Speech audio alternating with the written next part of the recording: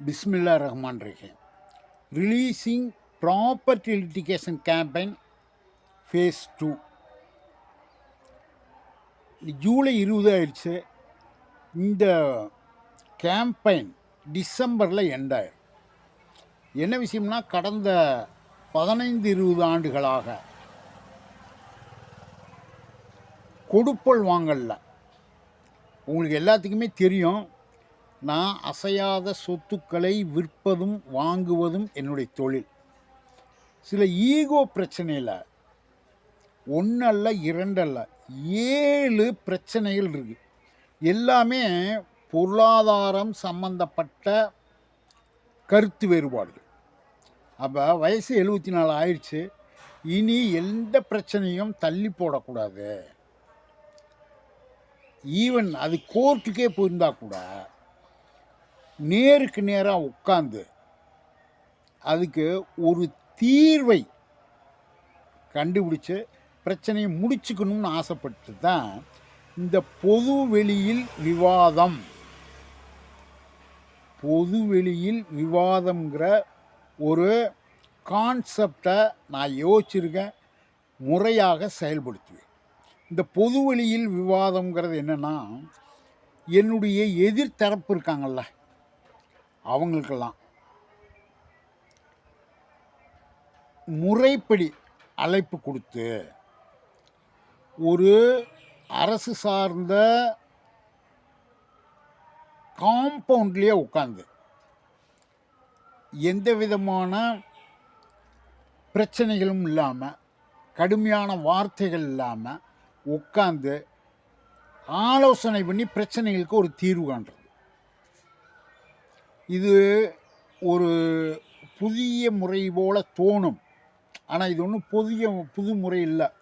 ஒரு கொடுப்பல் வாங்கலில் 2 பேர்த்துக்கு கருத்து வேறுபாடு வந்துருச்சுன்னு வச்சுங்களேன், என்ன பண்ணுவோம்? 2 பொது மனுஷனை வச்சு பேசுவோம்.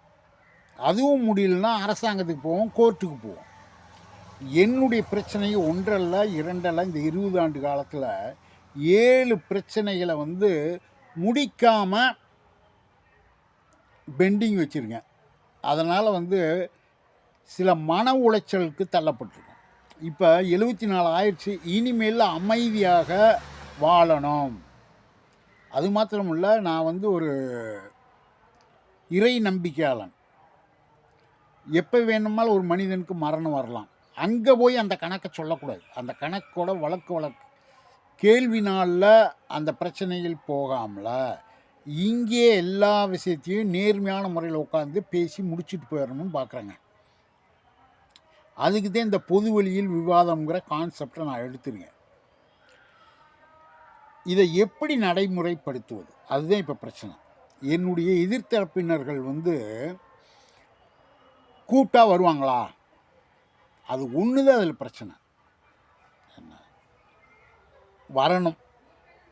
ஏன்னா என்னுடைய வழிமுறை சமாதானமான முறையில் விட்டு கொடுத்து 2 பேர் உட்காந்து ஆலோசனை பண்ணி முடிச்சுக்கலாம்னு சொல்கிறாங்க. அது என்னங்க தப்பு? அதனால இதற்கு என் சைட்லேருந்து ஒரு 2 சட்டம் தெரிந்த, நியாயம் தெரிந்த, 60 வயசுக்கு மேலே இருக்கக்கூடிய 2 நபர்கள்ட்ட நான் கெஞ்சி கேட்டிருக்கேன். அவங்க உண்மையிலே நேர்மையான ஆட்கள். இந்த அரசியல் சாசனத்தை கரைச்சி குடித்தவங்க. எது தப்பு எது ரைட்டுன்னு அவங்களால சொல்ல முடியும்.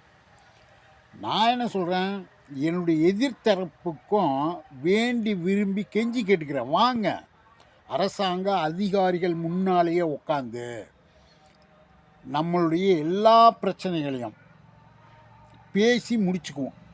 எப்படி முடிப்பாங்க?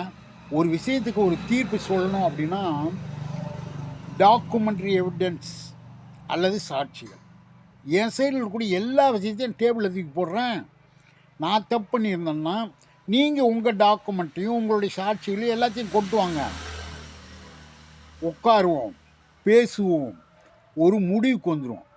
இந்த பிரச்சனை எப்போ ஸ்டார்ட் ஆகுது அப்படின்னா, ஒரு ஈகோ பிரச்சனை. நீங்கள் சொல்கிறத நான் கேட்க முடியல, நான் சொல்கிறத நீங்களும் கேட்க முடியல. அப்போ பிரச்சனையை பொதுவான ஆட்கள்கிட்ட வச்சுருவோம். ஏன் இந்த விஷயத்துக்கு தள்ளப்பட்டேங்கிற ஒரே ஒரு சின்ன விளக்கத்தை கொடுத்து முடிக்கிறேன்.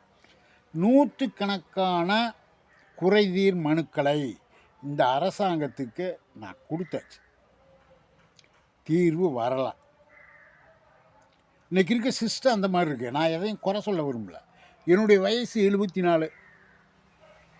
உங்களுக்கு எல்லாமே தெரியும். இன்றைக்கி இருக்கக்கூடிய நீதிமன்றங்களுடைய செயல்பாடுகள் எதையும் நான் குறை சொல்லலாம். ஏன்னா ஒரு நீதிபதி சொல்லியிருக்காரு, இப்போ தேங்கி இருக்கக்கூடிய வழக்குகளை முடிக்கணும்னா 300 ஆண்டுகள் ஆகுமா. எனக்கு வயசு 74 ஆயிடுச்சு. என்றைக்கு நான் கோர்ட்டுக்கு போய் இதுக்கு ஒரு ஜட்ஜ்மெண்ட் நான் வாங்கிறது? ஸோ 5க்கு 2 பாதகம் இல்லாமல் விட்டு கொடுத்து முடிச்சு வரக்கூடிய 2026 ஒரு அமைதியான சூழலில் வாழணும்னு முடிவு கொண்டேன். நீங்களும் வாங்க, உட்காருவோம், பேசுவோம். உங்கள் சைட்லேருந்து 2 பேரை கொடுங்க, என் சைட்லேருந்து 2 பேரை கொடுக்குறேன். அவங்க என்ன சொல்கிறாங்களோ நான் கேட்டுக்கிறதுக்கு தயார். பிரச்சனைகளை முடித்து கொள்வோம். அடுத்த வீடியோவில் சந்திப்போம்.